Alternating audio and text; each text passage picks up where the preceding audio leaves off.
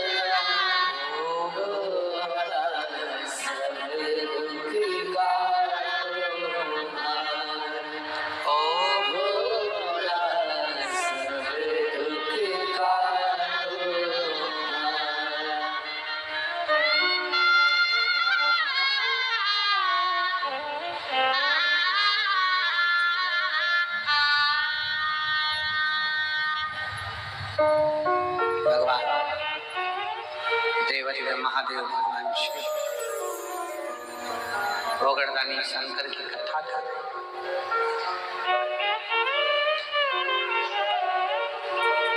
माता सती और भगवान शिव का चरित्र है।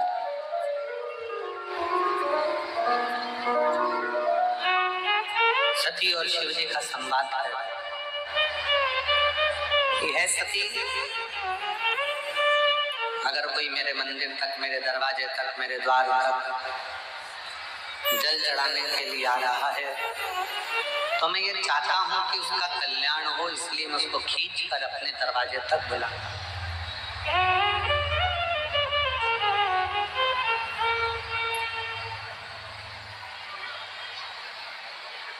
फिर सती माता ने एक बड़ी सुंदर बात कही।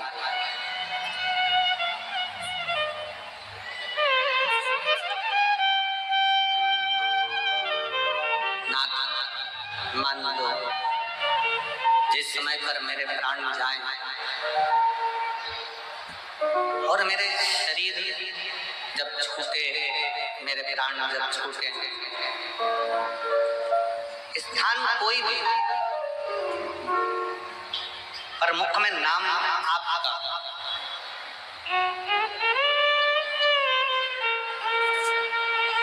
एक वो लाइन आप लोग गुनगुनाते रहते हो, इतना तो करना स्वामी जब प्राण तन। गंगा जी का तट हो, यमुना का बंसी बट और मेरा सांवरा। शिव महापुराण की कथा कहती है, शंकर भगवान का चरित्र कहता है, मां सती ने भगवान शिव जी से कहा, जब मेरे प्राण छूटे स्थान कोई भी हो, कोई जगह हो, बस नाम तुम्हारा, आपके नाम का उच्चारण करती रहूं, बस इतनी कृपा कर। शिव जी ने कहा कि तू मेरे नाम का उच्चारण नहीं, तू मेरे लिए ही अपने प्राणों को त्याग दिया।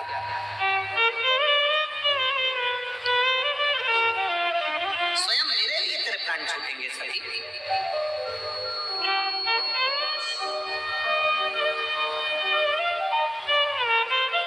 सती को मालूम नहीं था कि ये क्या लीला होने वाली है, क्या होने वाला है।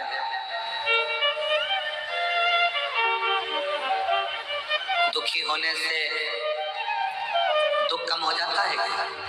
जम के बोलो जरा। अगर दुख आ गया, तकलीफ आ गई और दुख तुम्हारे पास में आ गया तो तुम दुखी रहोगे, मुंह उदास कर रहोगे, बड़े दुख में दिखोगे, तो क्या सुखी हो जाओगे? जम के बोलिए। मलेरिया हो गया, कैसे होता है? मलेरिया कैसे होता है? मच्छर के काटने से। जम के बोलो, तो तुम्हें मालूम है तो भी नहीं बोलते। मलेरिया कैसे होता है? मच्छर के काटने से। अब मलेरिया हो गया तो डॉक्टर के पास जाओगे कि मच्छर के पास जाओगे? जम के बोलो जरा। डॉक्टर के पास, ठीक है।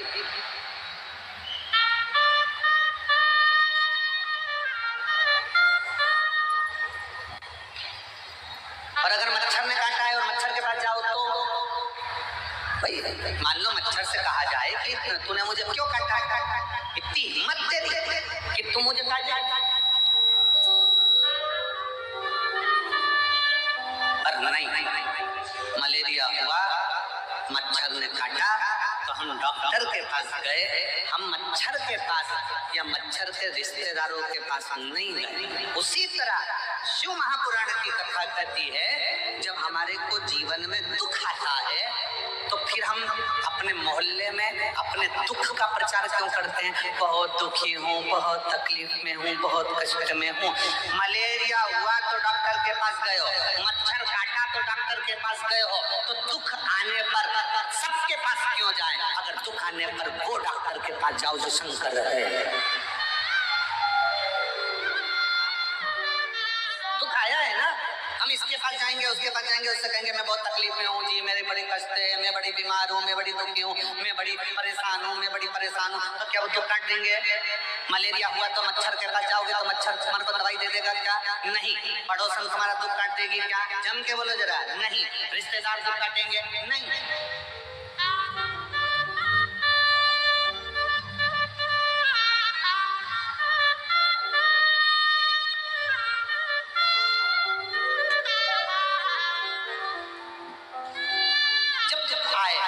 तकलीफ आए, कष्ट का, दुख के समय पर चेहरा उतार कर नहीं रहे।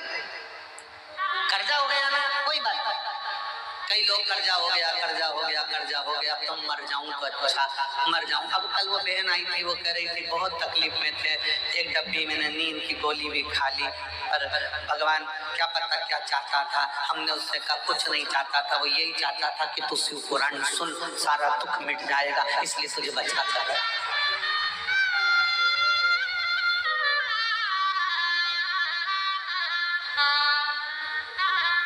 आप उसके आश्रित तो हो, आप उसको समर्पित तो हो।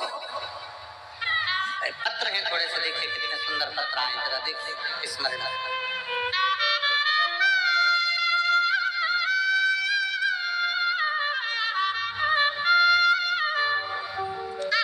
मैं भागलपुर बिहार से आई हूँ, मेरा फोन नंबर ये है, मेरा नाम ललिता भगत, कहीं बैठी हो ललिता भगत, भागलपुर बिहार की रहने वाली, कहीं बैठी हो तो हाथ हिला सकती हैं और एक बेलपत्र लेने के लिए आ सकती हैं। ललिता भगत हाथ हिलाएं अगर आई हो तो। आई हैं, कहीं बैठी हैं? आई हैं? अच्छा अच्छा, आइए एक बेलपत्र लेकर। मैं बाबा को प्रणाम करती हूँ, सतुआ बाबा को नमन करती हूँ। बाबा जी, मैं काशी की कथा सुनने के लिए आई थी, इतनी दुखी थी कि शायद जिंदगी में कोई दुख किसी के पास। गुरुदेव, मेरी बेटी के लिए केवल मैंने कथा में सुना था कि भगवान के पंडाल में बैठकर कथा सुनते समय जिस समय आप श्री शिवाय नमस्तुभ्यम बुलवाते हो, थोड़ी देर के लिए जब मौन होते हो, उस समय अपना दुख, अपनी तकलीफ शंकर जी से कहना होता। आप काशी में जितनी भी भजन हुए उसमें केवल एक ही भजन होता था।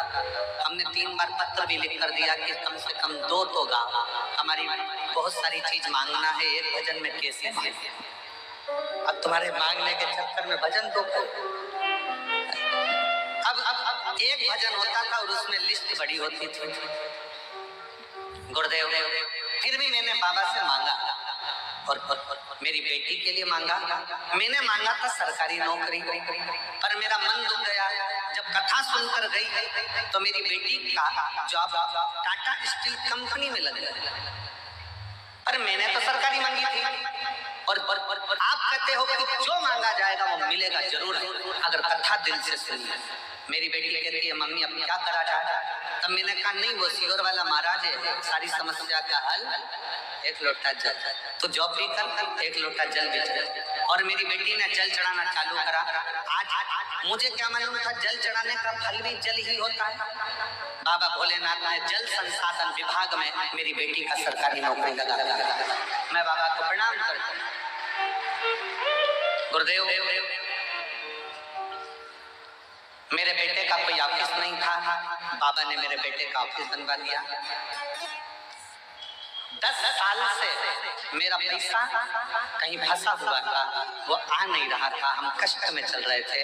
काशी की कथा सुनकर गई और उपत कर पैसे देने वाले का फोन आया और कहता है बहन जी मैं परसों के दिन आपका पूरा पेमेंट पहुंचा दूंगा। ये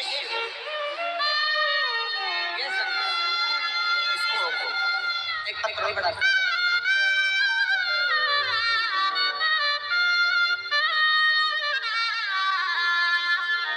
मेरा नाम शांति देवी है, मेरे पति का नाम जयप्रकाश दुबे है।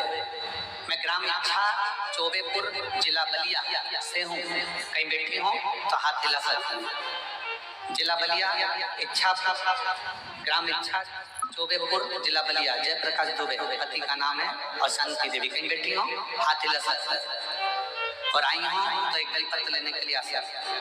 गुरुदेव 2022 से आपकी कथा सुन रही हूँ। मेरे बेटे का नाम राहुल दुबे है जो कई साल से सरकारी नौकरी के लिए तैयारी कर रहा है पर उसका सिलेक्शन नहीं हुई। तब मैंने अपने बेटे से कहा कि चल बनारस में कथा चल रही है और मैंने सुना है कि पंडाल में बैठकर जो मांगा जाता है वो मिलता है। बेटा कहने लगा मम्मी ऐसा होता है क्या कि कथा के पंडाल में बैठकर जो मांगोगे वो मिलेगा? हाँ, वो सीहोर वाला महाराज कहता है कि मेहनत तो 4 गुना करना पड़ेगा, रात दिन एक करना पड़ेगा और आखिरी में बेलपत्री और शहद का प्रयोग कर किसी पंडाल में बैठकर जो मांगोगे वो मिलेगा। मेरा बेटा मेरे साथ बनारस की कथा में जो सतुआ बाबा कराए उस कथा में पहुंच गए और बाबा से विनय करी। हम 1 दिन की कथा बाबा से बोलकर गए थे पर हमने पूरी 7 दिन की कथा का लाभ लिया और आज मेरे बेटे का BSF में सिलेक्शन हो गया। मैं बाबा को प्रणाम करने के लिए आई। एक पत्र बड़ा अच्छा है। मेरा नाम मंजू शुक्ला है, मैं प्रतापगढ़ विरोधी की रहने वाली हूँ। मैं 6 साल से कल्पवास कर रही हूँ पर मेरी आंखों से दिखता नहीं था। मैं 6 साल से कल्पवास कर रही हूँ, मेरी आंखों से दिखता नहीं था। गुरुदेव, जब आपने कल्पवास के समय पर इस प्रयागराज की भूमि पर 2 दिन की कथा करने के लिए आए तो मुझे कल्पवासियों ने कहा बहन जी आपकी आंखों से नहीं दिखता, कहीं बैठी हो तो आ सकता, आपकी आंखों से नहीं दिखता। वो सीहोर वाला महाराज आया है कथा करने के लिए, शंकर की कथा कहता है और पंडाल में बैठकर जो मांगा जाता है वो मिलता है। तुम भी पंडाल की भूमि की रच को आंखों पर लगाना, प्रणाम करना, जरूर तुम्हारी आंखों से दिखना प्रारंभ होगा। मैं 6 साल से कल्पवास कर रही थी पर मुझे क्या मालूम था इस कल्पवास में 2024 में मेरे बाबा ऐसी कृपा कर देंगे और इसी भूमि पर कथा सुनते सुनते 2 दिन की कथा बरसते पानी में खूब पानी बरसा, उसमें मैंने श्रवण करी।